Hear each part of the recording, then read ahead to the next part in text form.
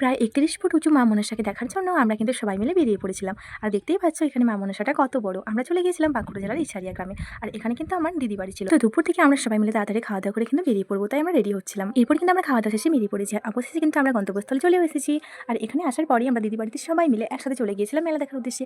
আর এখানে কিন্তু এত সুন্দর ডেকোরেশনটা করেছিল মা মনসা সেবাশ্রম। আর ওদের উদ্যোগেই কিন্তু এই এত সুন্দর ৩১ ফুট উঁচু মা মনসা তৈরি করা হয়েছিল। যাই হোক, দেখো আমরা এখানে চলে এসেছি। আর আমি তো বারবার অবাকই হয়ে যাচ্ছিলাম যে এত সুন্দর এত বড় করে মা মনসার মূর্তি তৈরি করা যায়। আর দেখতেই পাচ্ছ এই জায়গাটা কতটা সুন্দর লাগছে। মা মনসা সেবার সঙ্গে অনেক অনেক থ্যাঙ্কস দেয় আমাদেরকে এত সুন্দর একটা উপহার দেওয়ার জন্য।